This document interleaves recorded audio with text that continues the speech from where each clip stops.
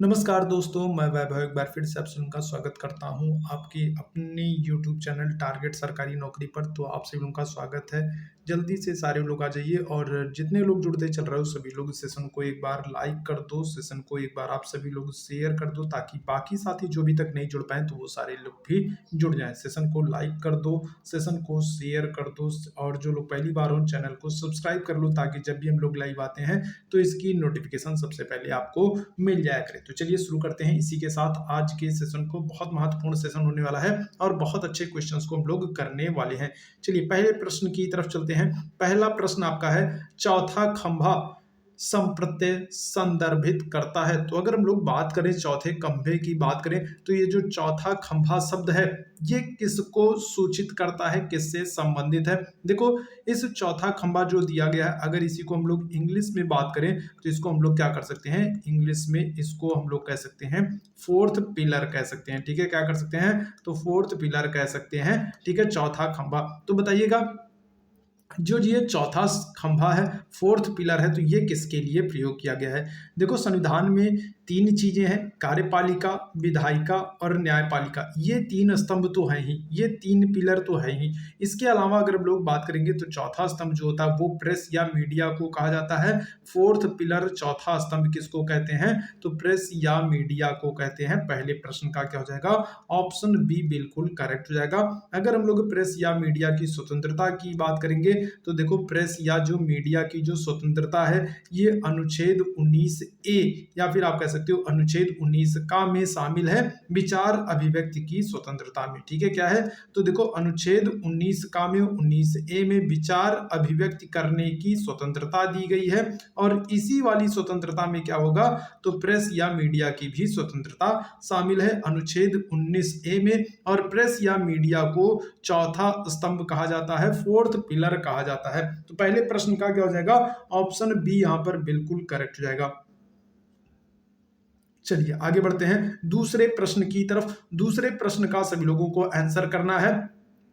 श्रीनगर की स्थापना किसने की है। तो बताइएगा जो श्रीनगर है तो इसकी स्थापना किसने की है, सम्राट अशोक ने की है, चंद्रगुप्त मौर्य ने की है, समुद्रगुप्त ने की है या फिर विक्रमादित्य ने की है। क्या होगा करेक्ट आंसर बताइएगा। देखो समुद्रगुप्त जो है इनको तो V.A. स्मिथ ने क्या किया है तो इनको V.A. स्मिथ ने भारत का नेपोलियन कहा है। ठीक है, ध्यान रखना V.A. स्मिथ ने क्या कहा है, समुद्रगुप्त को भारत का कहा है। ठीक है, एक बात तो आप ये याद रखना, चंद्रगुप्त द्वितीय या फिर विक्रमादित्य की बात करेंगे तो इनके दरबार में देखो 9 रत्न रहा करते थे जिनमें कालिदास भी क्या थे, जिनमें कालिदास प्रमुख थे। ठीक है, तो कालिदास की अगर हम लोग बात करेंगे तो चंद्रगुप्त द्वितीय विक्रमादित्य के दरबार में रहते थे और इन्हीं के समय में चीनी यात्री फाहियान भारत आता है। तो ये बात याद रखिएगा। यहाँ पर हम लोग बात कर रहे हैं श्रीनगर की स्थापना किसने की है, करेक्ट आंसर आपका ऑप्शन ए हो जाएगा, सम्राट अशोक ने। ठीक है, किसने तो सम्राट अशोक ने श्रीनगर साम्राज्य की स्थापना की है, श्रीनगर की स्थापना की है। ऑप्शन ए यहाँ पर बिल्कुल करेक्ट होगा। चलिए आगे बढ़ते हैं अगले प्रश्न की तरफ। तीसरे प्रश्न का आंसर कीजिएगा, गंगा नदी की सबसे कम लंबाई किस राज्य में है। तो देखो गंगा नदी की अगर हम लोग बात करते हैं ये भारत की सबसे लंबी नदी है, लगभग 2525 किलोमीटर जो है ये इनकी लंबाई मानी जाती है और ये उत्तराखंड में, इसके बाद उत्तर प्रदेश में, इसके बाद अगर बात करेंगे तो इसके बाद अगर हम लोग बात करेंगे कहाँ पर तो इसके अलावा हम लोग बात करेंगे तो ये झारखंड में और फिर कहाँ पर और फिर पश्चिम बंगाल में। तो इतने राज्यों से होकर के ये बहती हैं, 5 राज्यों से ये होकर के बहती हैं। ठीक है, गंगा नदी। अब आपसे पूछ रहा है सबसे कम लंबाई किस राज्य में है, बताइएगा उत्तर प्रदेश, बिहार, पश्चिम बंगाल, झारखंड। क्या करेक्ट आंसर होगा, तीसरे प्रश्न की बात करेंगे तो देखो सबसे कम जो लंबाई होती है ये कहां पर होती है, ये सबसे कम लंबाई होती है झारखंड में। ऑप्शन क्या होगा हमारा, ऑप्शन डी बिल्कुल करेक्ट होगा। झारखंड में ये सिर्फ 40 किलोमीटर की दूरी तय करती हैं। सबसे कम जो गंगा नदी का प्रवाह है वो झारखंड में है। और अगर हम लोग पूछ लें सबसे ज़्यादा कहाँ पर है, तो देखो सबसे ज़्यादा जो प्रवाह है वो उत्तर प्रदेश में है। ठीक है, तो गंगा नदी का सबसे ज़्यादा वाला प्रवाह उत्तर प्रदेश में है और सबसे कम बात करेंगे तो कहाँ पर है, झारखंड में। तो ऑप्शन यहाँ पर डी हमारा बिल्कुल करेक्ट हो जाएगा। आगे बढ़ते हैं अगले प्रश्न की तरफ। चौथे प्रश्न का सभी लोग आंसर कीजिएगा। सौरमंडल के किन ग्रहों को निकृष्ट ग्रहों के रूप में जाना जाता है, बताइएगा क्या करेक्ट आंसर होगा। तो सौरमंडल के कौन कौन से ग्रह हैं जिनको निकृष्ट नकारा ग्रह के रूप में जाना जाता है? मंगल और बुध, बुध और शुक्र, पृथ्वी और मंगल, या फिर पृथ्वी और बुध। क्या करेक्ट आंसर होगा चौथे प्रश्न का, सभी लोग आंसर करना। चलिए, तो यहाँ पर देखो अगर हम लोग चौथे प्रश्न की बात करते हैं तो सौरमंडल में अगर हम लोग बात करेंगे तो देखो बुध और शुक्र जो है, एक तो क्या हो जाएगा कि बुध सबसे छोटा ग्रह है। ठीक है, ध्यान रखिएगा। और अगर हम लोग बात करेंगे तो बुध और शुक्र इनके कोई भी उपग्रह नहीं है। ठीक है, इनके क्या होंगे, तो इनके कोई भी उपग्रह नहीं है, इनके अगल बगल घूमने वाले कोई भी उपग्रह नहीं है। इसलिए बुध और शुक्र को सबसे निकृष्ट ग्रह के रूप में जाना जाता है। और बुध जो है ये सौरमंडल का तो सबसे छोटा ग्रह है। ठीक है, ध्यान रखिएगा। तो ऑप्शन यहाँ पर क्या हो जाएगा, ऑप्शन यहाँ पर जितने लोग बी वाला करोगे बिल्कुल करेक्ट जाओगे। बुध और शुक्र को निकृष्ट ग्रह के रूप में जाना जाता है। ऑप्शन बी यहाँ पर बिल्कुल करेक्ट होगा। आगे बढ़ते हैं अगले प्रश्न की तरफ। पांचवें प्रश्न का सभी लोग आंसर कीजिएगा। रेटिनॉल सामान्य नाम है। तो रेटिनॉल जो है ये किस विटामिन का सामान्य नाम है, बताइएगा। Vitamin C, vitamin D, vitamin A, या फिर विटामिन बी। रेटिनॉल किसका नाम हो जाएगा, बहुत ही महत्वपूर्ण प्रश्न है, बताइएगा क्या करेक्ट आंसर होगा। देखो विटामिन ए की अगर हम लोग बात करते हैं तो यहाँ पर तो हमारा फिलहाल विटामिन ए ही सही हो जाएगा। विटामिन ए का रासायनिक नाम रेटिनॉल होता है। अगर हम लोग विटामिन बी की बात करेंगे, विटामिन बी या फिर आप कह सकते हो विटामिन बी1, तो यहाँ पर इनका नाम हो थायमिन हो जाएगा। ठीक है, क्या हो जाएगा, तो इनका नाम थायमिन हो जाएगा। ठीक है, चलो आगे बढ़ते हैं। अगर हम लोग बात करेंगे विटामिन सी की बात करेंगे तो विटामिन सी का जो रासायनिक नाम होगा वो होगा एस्कॉर्बिक एसिड होगा।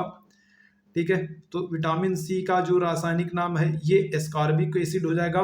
और अगर हम लोग बात करेंगे विटामिन डी की बात करेंगे तो विटामिन डी का जो रासायनिक नाम होगा वो आपका क्या होगा, वो होगा कैल्सीफेरॉल होगा। ठीक है, तो विटामिन डी का रासायनिक नाम क्या होगा, तो कैल्सीफेरॉल होगा। तो ये कुछ विटामिनों के रासायनिक नाम है जिनको आप याद रखना। करेक्ट आंसर हमारा क्या हो जाएगा, ऑप्शन सी हो जाएगा, मतलब कि विटामिन ए का रासायनिक नाम रेटिनॉल है। ऑप्शन सी यहाँ पर बिल्कुल करेक्ट हो जाएगा। आगे बढ़ते हैं अगले प्रश्न की तरफ। इंग्लिश चैनल अलग करता है किन देशों को, तो इंग्लिश चैनल आप लोगों को बताना है कि जो ये इंग्लिश चैनल है ये किसको किसको अलग करता है। पाकिस्तान और श्रीलंका को, ब्रिटेन और फ्रांस को, भारत और नेपाल को, भारत और श्रीलंका को। ठीक है, तो बताइएगा इंग्लिश चैनल किसे किसे अलग करेगा। छठवें प्रश्न का आप लोगों को आंसर करना है। चलो जल्दी से आंसर करते चलो भाई। छठवें प्रश्न का आप लोगों को आंसर करना है, इंग्लिश चैनल किसको किसको अलग करता है। छठवें प्रश्न की बात करेंगे, करेक्ट आंसर क्या हो जाएगा हमारा, ऑप्शन बी हो जाएगा, ब्रिटेन और फ्रांस को अलग करता है इंग्लिश चैनल। अच्छा देखो इंग्लिश चैनल से दो प्रश्न बनते हैं। एक तो ये बनता है कि इंग्लिश चैनल को तैर कर पार करने वाले पहले पुरुष कौन है, पहले मेल कौन है, पहले पुरुष कौन है। तो देखो ये हो जाते हैं आपके मिहिर सेन हो जाते हैं। ठीक है, कौन हो जाते हैं, तो मिहिर सेन जो है ये पहले पुरुष है जिन्होंने इंग्लिश चैनल को तैरकर पार किया है। और अगर वहीं हम लोग फीमेल की बात कर लेते हैं तो ये हो जाती हैं आरती साहा हो जाती हैं। ठीक है, कौन हो जाती हैं, तो आरती साहा हो जाएंगी, पहली फीमेल है जिन्होंने क्या किया है, जिन्होंने इंग्लिश चैनल को तैरकर पार किया है। इंग्लिश चैनल किसको किसको अलग करता है, तो ब्रिटेन और फ्रांस को अलग करता है। ऑप्शन क्या हो जाएगा, बी यहाँ पर बिल्कुल करेक्ट हो जाएगा। आगे बढ़ते हैं अगले प्रश्न की तरफ। अगला प्रश्न आपके सामने इस तरीके से है, पोंगल त्योहार है। ठीक है, तो पोंगल अगर हम लोग बात करेंगे तो किस राज्य का त्योहार हो जाएगा पोंगल, तमिलनाडु, पश्चिम बंगाल, असम या फिर केरल। पोंगल किस राज्य का त्योहार है, बहुत ही अच्छा प्रश्न है और पूछा गया प्रश्न है, बताइएगा पोंगल किस राज्य का त्योहार हो जाएगा। अगर हम लोग 7वें प्रश्न की बात करते हैं, पोंगल त्योहार की बात करते हैं, तो करेक्ट आंसर हमारा क्या हो जाएगा? 7वें प्रश्न की अगर हम लोग बात करेंगे, करेक्ट आंसर हमारा ऑप्शन ए हो जाएगा, तमिलनाडु हो जाएगा। ठीक है, तो तमिलनाडु राज्य का त्योहार है कौन सा? पोंगल। और अगर हम लोग तमिलनाडु राज्य के लोक नृत्य की बात करेंगे तो लोक नृत्य क्या हो जाएगा? तो ये हो जाएगा भरतनाट्यम हो जाएगा। ठीक है, क्या हो जाएगा? तो तमिलनाडु राज्य का जो लोक नृत्य है ये हो जाएगा भरतनाट्यम। और याद रखना, जल्लीकट्टू जो खेल है, ठीक है, जल्लीकट्टू जो पारंपरिक उत्सव है, तो इसका भी आयोजन कहां पर होता है? तो जल्लीकट्टू का आयोजन भी तमिलनाडु में होता है। ऑप्शन यहाँ पर ए हमारा बिल्कुल करेक्ट हो जाएगा। आगे बढ़ते हैं अगले प्रश्न की तरफ। अगले प्रश्न का सभी लोग आंसर कीजिएगा। और ये रहा अगला प्रश्न, संविधान के किस अनुच्छेद में निर्वाचन आयोग की विशेष अधिकार निहित है? तो बताइएगा, निर्वाचन आयोग की बात की जा रही है। देखो, जो निर्वाचन आयोग है तो ये देखो कहां पर होते हैं, तो ये निर्वाचन आयोग का जो उल्लेख है ये संविधान के भाग 15 में किया गया है। ठीक है, और निर्वाचन आयोग की जो स्थापना हुई है ये कब हुई है? तो ये हुई है आपकी 25 जनवरी 1950 को। ठीक है, 25 जनवरी 1950 को निर्वाचन आयोग की स्थापना हुई है। इसीलिए हर साल 25 जनवरी को मतदाता दिवस के रूप में मनाया जाता है, नेशनल वोटर्स डे के रूप में मनाया जाता है 25 जनवरी को, क्योंकि 25 जनवरी 1950 को ही निर्वाचन आयोग की स्थापना हुई थी और भाग 15 में निर्वाचन आयोग का उल्लेख है। और अगर बात करेंगे किस अनुच्छेद में, तो ऑप्शन यहाँ पर डी आपका करेक्ट होगा। अनुच्छेद 324 के तहत निर्वाचन आयोग का प्रावधान किया गया है। निर्वाचन आयोग जो है ये क्या है? तो ये त्रिसदस्यीय संस्था है। ठीक है, क्या है? तो ये त्रिसदस्यीय संस्था है। कौन सी? निर्वाचन आयोग। ठीक है, क्या हो जाएगा? तो त्रिसदस्यीय संस्था है निर्वाचन आयोग। इतनी बात क्लियर है, ध्यान रखिएगा। अगर अभी वर्तमान में हम लोग पूछें कि वर्तमान में जो मुख्य निर्वाचन आयुक्त हैं, तो वर्तमान में कौन है? तो ये आपके हो जाएंगे राजीव कुमार हो जाएंगे। ठीक है, कौन है? तो राजीव कुमार जो है ये वर्तमान में मुख्य निर्वाचन आयुक्त है। और मुख्य निर्वाचन आयुक्त का कार्यकाल कितना होता है? 6 वर्ष या 65 वर्ष होता है। जबकि वहीं अन्य निर्वाचन आयुक्त की बात करेंगे तो उसका कार्यकाल क्या होगा? 6 वर्ष या 62 वर्ष होता है। तो ये सारी चीजें आप ध्यान रखना। ठीक है, चलो आगे बढ़ते हैं अगले प्रश्न की तरफ। अगले प्रश्न का आंसर कीजिएगा। ये रहा आपके सामने अगला प्रश्न, किसके सिक्कों पर शिव नंदी त्रिशूल के चित्र आपको देखने को मिलते हैं? 9वें प्रश्न का आप लोगों को आंसर करना है। तो निम्नलिखित में से कौन है जिसके सिक्कों पर आपको शिव के, नंदी के और त्रिशूल के चित्र देखने को मिलते हैं? कनिष्क, चंद्रगुप्त द्वितीय, पुष्यमित्र या फिर विम कडफिसेस? क्या करेक्ट आंसर होगा? जल्दी से सारे लोग बताइएगा।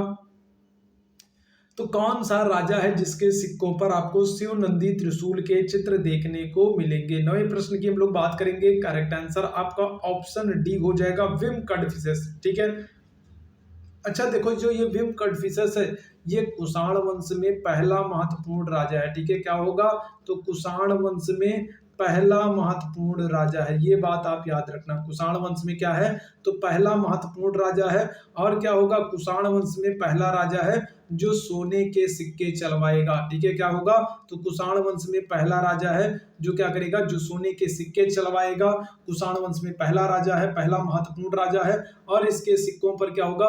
तो शिव, नंदी और त्रिशूल के चित्र आपको देखने को मिलते हैं। तो ऑप्शन यहाँ पर डी हमारा करेक्ट होगा, विम कडफिसेस होगा। ठीक है, ऑप्शन डी। चलिए आगे बढ़ते हैं अगले प्रश्न की तरफ। 10वें प्रश्न का आंसर कीजिएगा। जापान की संसद का नाम क्या है? तो जापान की संसद का नाम आपसे पूछा गया, जल्दी से बताइएगा। देखो, मजलिस की अगर हम लोग बात करते हैं तो देखो ईरान, और अगर हम लोग बात करेंगे और किसकी, और मालदीव, तो ईरान और मालदीव की संसद का नाम क्या है? मजलिस है। ठीक है, ध्यान रखना। अगर हम लोग बात करेंगे किसकी, शोरा, तो शोरा कहाँ की संसद हो जाएगी? तो शोरा जो है ये तो हो जाएगी अफगानिस्तान की संसद हो जाएगी। ठीक है, जापान की संसद की बात करेंगे तो नाम क्या हो जाएगा? डायट हो जाएगा। ऑप्शन ए जितने लोग आंसर करोगे बिल्कुल करेक्ट हो जाओगे। ठीक है, चलो आगे बढ़ते हैं अगले प्रश्न की तरफ। 11वें प्रश्न का आंसर कीजिएगा। ओमान की राजधानी कहाँ है? तो ओमान की राजधानी आपको बताना है, सना है, रियाद है, अबू धाबी है या फिर मस्कट है? क्या करेक्ट होगा? जल्दी से बताइएगा। 11वें प्रश्न का आंसर कीजिएगा। देखो अबू धाबी की अगर हम लोग बात करते हैं तो ये तो यूएई संयुक्त अरब अमीरात की राजधानी है, ठीक है। अगर हम लोग रियाद की बात करेंगे तो रियाद क्या हो जाएगा, रियाद तो सऊदी अरब की राजधानी है, ठीक है। और अगर हम लोग बात करेंगे किसकी, और अगर हम लोग बात करते हैं सना की, तो देखो सना जो है ये यमन की राजधानी है, ठीक है। ओमान की राजधानी आपसे पूछा है, ऑप्शन डी होगा मस्कट, ठीक है। क्या हो जाएगा, तो ओमान की राजधानी जो है ये मस्कट हो जाएगा, ऑप्शन डी यहाँ पर बिल्कुल करेक्ट हो जाएगा। आगे बढ़ते हैं, 12वें प्रश्न का आंसर कीजिएगा। बिहू कहाँ का मुख्य त्योहार है, ठीक है। अब ये प्रश्न इतनी बार पूछा जा चुका है कि इस प्रश्न के आंसर तो सभी को पता होंगे। बताइएगा बिहू कहाँ का त्योहार है, असम, गुजरात, उड़ीसा या फिर पश्चिम बंगाल। क्या करेक्ट आंसर हो जाएगा, 12वें प्रश्न का आंसर करना है। बिहू कहाँ का त्योहार है, करेक्ट आंसर की अगर हम लोग बात करेंगे, ऑप्शन यहाँ पर ए बिल्कुल करेक्ट हो जाएगा, असम। असम में ये बिहू त्योहार जो है ये मनाया जाता है। असम में अगर हम लोग बात करेंगे तो आपको क्या होगा, तो काजीरंगा नेशनल पार्क देखने को मिलेगा, ठीक है। कौन सा, तो काजीरंगा देखने को मिलेगा, और कौन सा देखने को मिलेगा, और मानस देखने को मिलेगा। और ये काजीरंगा और ये मानस, ये दोनों ही किसके लिए प्रसिद्ध है, तो ये दोनों ही एक सींग वाले गैंडे के लिए प्रसिद्ध है, ठीक है। ध्यान रखना किसके लिए, तो एक सींग वाले गैंडे के लिए प्रसिद्ध है दोनों ही, ठीक है। काजीरंगा और मानस कहां पर है, तो असम में है, ऑप्शन ए यहां पर बिल्कुल करेक्ट हो जाएगा। आगे बढ़ते हैं अगले प्रश्न की तरफ। 13वें प्रश्न का आंसर कीजिएगा। भारत की संविधान के किस अनुच्छेद में मौलिक कर्तव्यों का वर्णन है, बताइएगा।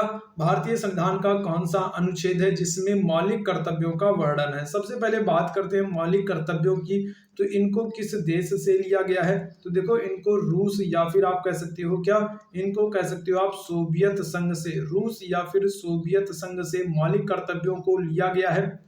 और अगर हम लोग भाग की बात करेंगे तो भाग क्या हो जाएगा, तो भाग है 4। और अगर अनुच्छेद की बात करेंगे तो अनुच्छेद हो जाएगा 51 का, ठीक है। अगर हम लोग पहले बात करेंगे तो पहले क्या होंगे, पहले 10 मौलिक कर्तव्य थे, ठीक है। कितने, तो पहले 10 मौलिक कर्तव्य थे जिनको किस संशोधन से जोड़ा गया था, 10 मौलिक कर्तव्यों की बात, तो 10 मौलिक कर्तव्यों को किस संशोधन से जोड़ा गया था, तो 42वां संशोधन था 1976, जिसके द्वारा क्या किया गया था, 10 मौलिक कर्तव्यों को जोड़ा गया था।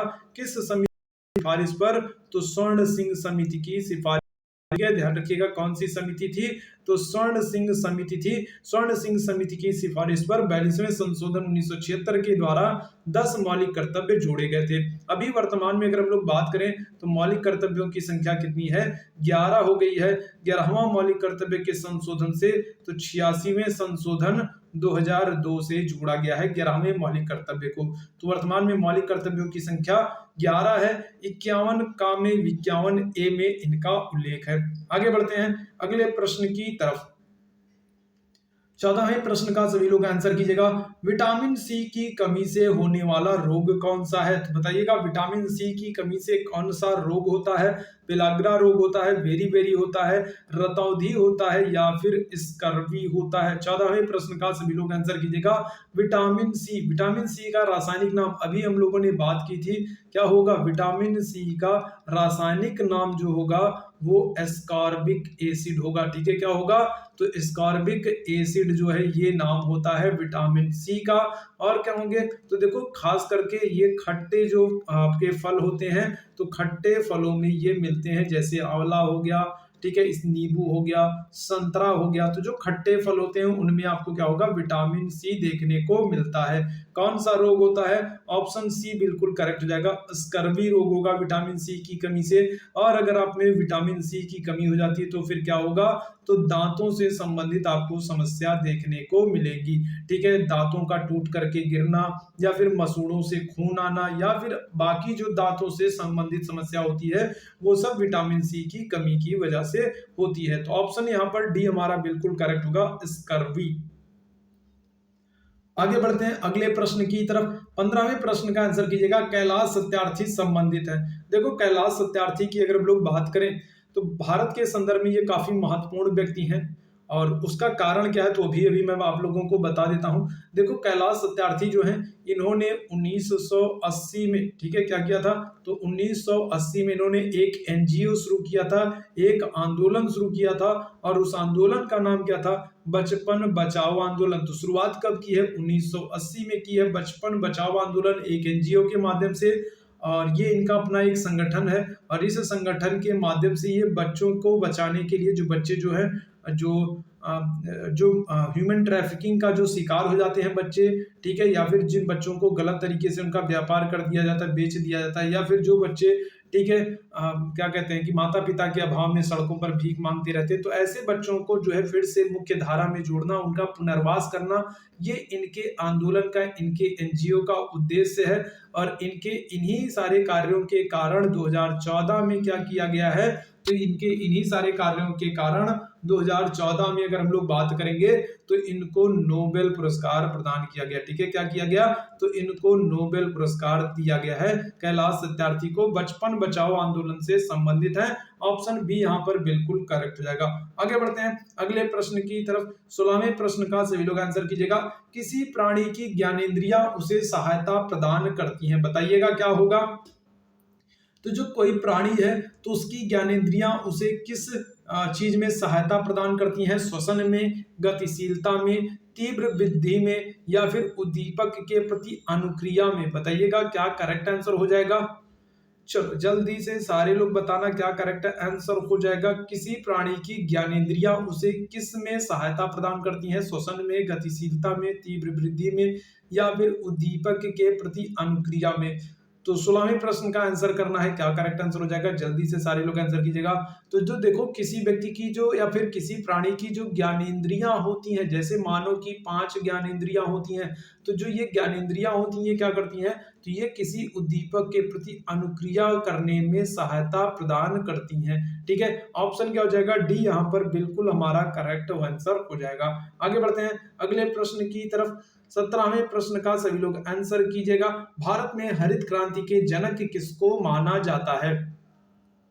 देखो भारत में जो हरित क्रांति की शुरुआत होगी, ठीक है, वो कब होगी, तो देखो ये हरित क्रांति की शुरुआत भारत में 1900 के लगभग में होती है, ठीक है।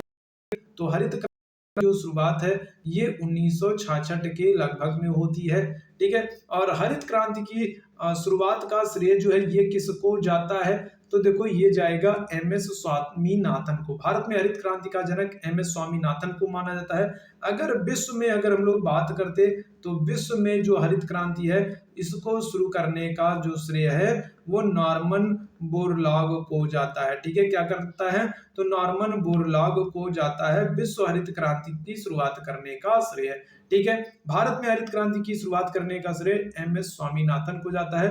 1966 के लगभग में भारत में हरित क्रांति की शुरुआत होती है, ठीक है। हरित क्रांति किससे संबंधित है, तो देखो हरित ये खाद्यान्न से संबंधित है, ठीक, खाद्यान्न से गेहूं चावल जो हो गया तो इनसे संबंधित है हरित क्रांति। ऑप्शन बी यहाँ पर बिल्कुल करेक्ट हो जाएगा। आगे बढ़ते हैं अगले प्रश्न की तरफ। 18वें प्रश्न का आंसर करना।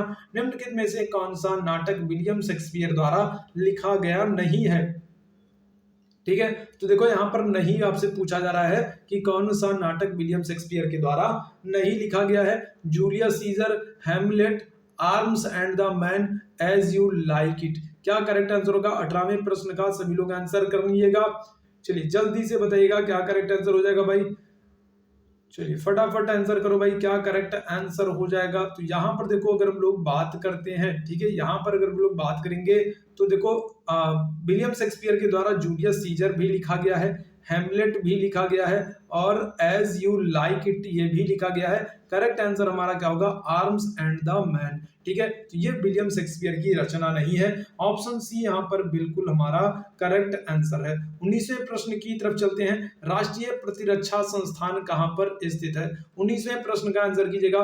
राष्ट्रीय प्रतिरक्षा संस्थान कहाँ पर स्थित है बताइएगा। चेन्नई में, मुंबई में, नई दिल्ली में, या फिर बेंगलुरु में। 19वें प्रश्न का क्या करेक्ट आंसर हो जाएगा, चलो फटाफट आंसर करो भाई। तो राष्ट्रीय प्रतिरक्षा संस्थान, ठीक है, तो ये कहां पर स्थित है बताइएगा। क्या करेक्ट आंसर हो जाएगा राष्ट्रीय प्रतिरक्षा संस्थान? तो ये आपका ऑप्शन सी, जितने लोग आंसर करोगे नई दिल्ली करोगे, बिल्कुल करेक्ट जाओगे, नई दिल्ली में है राष्ट्रीय प्रतिरक्षा संस्थान। आगे बढ़ते हैं अगले प्रश्न की तरफ। 20वें प्रश्न का आंसर कीजिएगा। निम्नलिखित में से कौन राज्य हड़प नीति से संबंधित है बताइएगा। राज्य हड़प नीति, या फिर इसी को हम लोग क्या करते हैं, इसी को हम लोग कहते हैं गोद निषेध नीति, ठीक है। और इस नीति के तहत क्या होगा, इस नीति के तहत अगर हम लोग बात करेंगे तो देखो 1848 में सतारा का विलय किया जाएगा, ठीक है। अगर हम लोग 1849 की बात करें तो 1849 में जैतपुर और जयपुर का अंग्रेजी राज्य में विलय किया जाएगा, ठीक है। कौन कौन से हो जाएंगे, तो जैतपुर और हो जाएंगे। 50 हम लोग बात करेंगे तो 50 बाघाट का अंग्रेजी राज्य में जो है विलय किया जाएगा। 52 की बात करेंगे तो देखो 52 में आपका, तो 52 में, ठीक है, उदयपुर, ठीक है, 52 में क्या होगा, तो 52 में उदयपुर का अंग्रेजी राज्य में विलय किया जाएगा। की अगर हम लोग बात करेंगे तो 53 में क्या हो जाएगा, 53 में झांसी का विलय किया जाएगा। और अगर हम लोग 54 की बात करेंगे तो 54 में नागपुर का अंग्रेजी राज्य में विलय कर लिया जाएगा, ठीक है। तो 48 में सतारा, 1849 में जैतपुर संभलपुर, 50 में बात करेंगे बघाट, 52 में बात करेंगे उदयपुर, 53 में बात करेंगे झांसी और 54 में बात करेंगे नागपुर का विलय किया गया है। और ये राज्य हड़प नीति कौन चलाएगा, तो डलहौजी चलाएगा, ठीक है। ऑप्शन क्या हो जाएगा, डी हमारा बिल्कुल करेक्ट हो जाएगा, डलहौजी। चलो आगे बढ़ते हैं अगले प्रश्न की तरफ। 21वें प्रश्न का आंसर कीजिएगा। डायमेकस किसके दरबार में भारत आया था, ठीक है। चलिए बताइएगा, बहुत ही अच्छा प्रश्न है। डायमेकस जो है तो ये किसके दरबार में आया है, अशोक के समय में, बिंदुसार के समय में, चंद्रगुप्त मौर्य के समय में, या फिर बिंबसार के समय में। तो डायमेकस किसके समय में आया है ये आप लोगों को बताना है, बताइएगा। देखो डायमेकस जो है, करेक्ट आंसर जो हो जाएगा वो आपका बिंदुसार हो जाएगा। तो डायमेकस जो है ये बिंदुसार के समय में आता है। और अगर हम लोग चंद्रगुप्त मौर्य की बात करेंगे तो चंद्रगुप्त मौर्य के दरबार में कौन आएगा, तो इनके दरबार में मेघस्थनीज आते हैं, ठीक है। अगर हम लोग अशोक की बात करेंगे तो अशोक के दरबार में कौन आएगा, तो अशोक के दरबार में डायनोसियस आता है, ठीक है। कौन आता है, तो डायनोसियस आता है, ठीक है भाई बात। तो यहाँ पर ध्यान रखना क्या हो जाएगा, ऑप्शन बी यहाँ पर बिल्कुल करेक्ट हो जाएगा। आगे बढ़ते हैं अगले प्रश्न की तरफ। अगले प्रश्न का आंसर कीजिएगा 22वें प्रश्न का। गंगा गए गंगादास, जमुना गए जमुनादास, लोकोक्ति का सही अर्थ क्या है, तो बताइएगा। महत्वपूर्ण लोकोक्ति है, गंगा गए गंगादास और जमुना गए जमुनादास। तो इसका अर्थ क्या होगा, अपने काम से काम रखना, तीर्थ यात्रा करना, महान भक्त होना, अवसरवादी होना। बताइएगा क्या करेक्ट आंसर हो जाएगा। 22वें प्रश्न की बात करेंगे तो करेक्ट आंसर आपका ऑप्शन डी हो जाएगा, अवसरवादी होना होता है, ठीक है। क्या होता है, तो अवसरवादी होना होता है। जितने लोग ऑप्शन डी कर रहे हो बिल्कुल आप लोग एकदम करेक्ट हो। चलो 23वें प्रश्न का आंसर कीजिएगा। भक्तिकालीन संत परंपरा के प्रसिद्ध कवि कौन थे। देखो भक्तिकालीन परंपरा की बात हो रही है तो बताना भक्तिकालीन जो संत परंपरा है इस समय प्रसिद्ध कवि कौन है। जयशंकर प्रसाद हैं, मीराबाई हैं, बिहारी हैं, या फिर कबीर हैं। कौन करेक्ट आंसर होंगे। 23वें प्रश्न का आंसर कीजिएगा। भक्तिकालीन संत परंपरा के प्रसिद्ध कवि, तो करेक्ट आंसर आपके ऑप्शन डी हो जाएंगे, कबीर दास हो जाएंगे, ठीक है। कौन हो जाएंगे, तो कबीर दास हो जाएंगे। ऑप्शन डी यहाँ पर बिल्कुल करेक्ट है। आगे बढ़ते हैं अगले प्रश्न का आंसर कीजिएगा। वह विद्यार्थी नहीं आया, वाक्य में वह कौन सा विशेषण है, ठीक है। देखो यहाँ पर आपसे पूछा जा रहा है कि वाक्य में वह विद्यार्थी नहीं आया।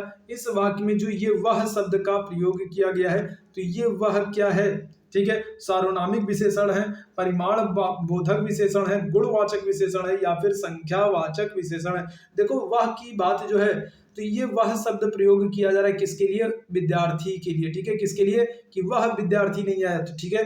तो ये वह शब्द जो है ये विद्यार्थी के लिए प्रयोग किया जा रहा है। और आपको पता है कि जब कोई भी जो शब्द है, ठीक है, वो संज्ञा के बदले में प्रयुक्त किया जाए तो वो क्या हो जाता है, वो आपका सर्वनाम होता है। और यहाँ पर अगर हम लोग विशेषण की बात करेंगे तो सार्वनामिक विशेषण हो जाएगा, ठीक है, क्योंकि सर्वनाम की विशेषता बता रहा है, उस वह बच्चे के बारे में बता रहा है कि वह विद्यार्थी नहीं आया, तो ये क्या हो जाएगा, आपका सर्वनामिक विशेषण हो जाएगा। ऑप्शन यहाँ पर ए बिल्कुल करेक्ट हो जाएगा। ठीक है, चलिए आगे बढ़ते हैं अगले प्रश्न की तरफ। 25वें प्रश्न का आंसर कीजिएगा। स्फूर्ति, स्फूर्ति शब्द का, ठीक है, स्फूर्ति शब्द का तत्भव क्या होगा। चलो जल्दी से सारे लोग बताना भाई क्या होगा, स्फूर्ति शब्द का तत्भव क्या होगा। चलिए जल्दी से बताइएगा। तो स्फूर्ति शब्द का बात की जा रही है, स्फूर्ति शब्द का तद्भव क्या, सॉरी तद्भव क्या होगा, तो सुफीत होगा, सौफीत होगा, फूर्ति होगा, स्फीति होगा। क्या करेक्ट आंसर होगा, स्फूर्ति शब्द का आपसे तद्भव पूछा जा रहा है, करेक्ट आंसर आपका फूर्ति हो जाएगा। ठीक है, क्या हो जाएगा, तो तद्भव की अगर हम लोग बात करेंगे, तद्भव आपका फूर्ति हो जाएगा। ऑप्शन सी बिल्कुल करेक्ट हो जाएगा। आगे बढ़ते हैं अगले प्रश्न की तरफ। 26वें प्रश्न का आंसर कीजिएगा। विश्व मानवतावादी दिवस किस तिथि को मनाया जाता है, बताइएगा। 26वें प्रश्न का आंसर कीजिएगा। विश्व मानवतावादी दिवस कब मनाते हैं, 26वें प्रश्न का आंसर करना है। 19 अगस्त, 18 अगस्त, 17 अगस्त या फिर 20 अगस्त। क्या करेक्ट आंसर हो जाएगा, जल्दी से बताओ भाई। विश्व मानवतावादी दिवस की बात करेंगे, ऑप्शन ए यहाँ पर बिल्कुल करेक्ट हो जाएगा, 19 अगस्त को। ठीक है, कब, तो 19 अगस्त को विश्व मानवतावादी दिवस मनाया जाता है। आगे बढ़ते हैं 27वें प्रश्न की तरफ। भारत की पहली 3D प्रिंटेड डाकघर भवन का उद्घाटन हाल ही में कहां पर किया गया है। तो देखो भारत की ये क्या है, भारत की ये पहली है, ठीक है, भारत की पहली 3D प्रिंटेड डाकघर भवन है। तो इसका उद्घाटन कहां पर किया गया है, चेन्नई में, बेंगलुरु में, गुवाहाटी में या फिर कोलकाता में। 27वें प्रश्न का आंसर करना है। भारत की पहली 3D प्रिंटेड डाकघर भवन जो है, इसका उद्घाटन किया गया है कहां पर, बेंगलुरु में किया गया है। ऑप्शन क्या होगा, ऑप्शन यहाँ पर बी आपका बिल्कुल करेक्ट हो जाएगा। चलो आगे बढ़ते हैं अगले प्रश्न की तरफ। 28वें प्रश्न का सभी लोग आंसर कीजिएगा। किस भारतीय को विश्व एथलेटिक्स के उपाध्यक्ष के रूप में नियुक्त किया गया है, बताइएगा। कौन से भारतीय हो जाएंगे जिनको विश्व एथलेटिक्स में उपाध्यक्ष के रूप में चुना गया है, क्योंकि ये भारतीय है तो महत्वपूर्ण है। प्रवीण शर्मा, अनिल अग्रवाल, आदिल सुमरीवाला या फिर कमला वी राव, कौन हो जाएंगे। 28वें प्रश्न का आंसर कीजिएगा। करेक्ट आंसर यहाँ पर आपका ऑप्शन सी हो जाएगा, आदिल सुमरीवाला हो जाएगा। ऑप्शन सी जितने लोग आंसर किए हो बिल्कुल करेक्ट हो जाओगे। चलो आगे बढ़ते हैं अगले प्रश्न की तरफ। 29वें प्रश्न का आंसर कीजिएगा। दुनिया का पहला 3D रॉकेट अभी हाल ही में श्रीहरिकोटा से लॉन्च किया गया है, उसका नाम क्या है। अब ये देखो दुनिया का पहला है और क्या है, और 3D रॉकेट है, क्योंकि पहला है तो अपने आप में महत्वपूर्ण है, ध्यान रखिएगा। प्रश्न बनने की यहाँ से प्रबल संभावना है। तो बताइएगा भारत का, दुनिया का पहला 3D रॉकेट जिसको भी श्रीहरिकोटा आंध्र प्रदेश से लॉन्च किया गया है, इसका नाम क्या है। अग्नियंत्र, अग्निसोम, अग्निबाण या फिर अग्निमित्र। क्या करेक्ट आंसर हो जाएगा। 29वें प्रश्न का आंसर करना है, ऑप्शन सी करेक्ट हो जाएगा, अग्निबाण हो जाएगा। ठीक है, क्या हो जाएगा, तो ऑप्शन सी अग्निबाण हो जाएगा। चलो आगे बढ़ते हैं 30वें प्रश्न का सभी लोग आंसर कीजिएगा। प्रिया मलिक ने अंडर 20 महिला कुश्ती चैंपियनशिप में कौन सा पदक जीता है, ठीक है, बताइएगा। तो भी ये प्रिया मलिक जो है ये कुश्ती रेसलिंग से संबंधित है और इन्होंने अभी अंडर 20 महिला कुश्ती चैंपियनशिप में कौन सा पदक जीता है, स्वर्ण, कांस्य, रजत या फिर इनमें से कोई नहीं। 30वें प्रश्न की बात करेंगे, करेक्ट आंसर क्या हो जाएगा हमारा, तो ये हमारा स्वर्ण पदक हो जाएगा। गोल्ड मेडल जीता है प्रिया मलिक ने, कहां पर, अंडर 20 विश्व कुश्ती चैंपियनशिप में, वर्ल्ड रेसलिंग चैंपियनशिप में। तो ये 30 प्रश्न थे। उम्मीद है सेशन आप लोगों को पसंद आया होगा। सेशन अगर पसंद आया हो तो सेशन को लाइक कर दो, सेशन को शेयर कर दो, और जो लोग पहली बार हो वो सारे लोग चैनल को क्या कर लो, तो सारे लोग सब्सक्राइब कर लो, ताकि जब भी हम लोग लाइव आते हैं तो सबसे पहले आपको नोटिफिकेशन मिल जाया करे। तो अभी के लिए बस इतना ही करता हूँ। थैंक यू सो मच आप सभी लोगों को मेरे साथ जुड़ने के लिए। Thank you so much.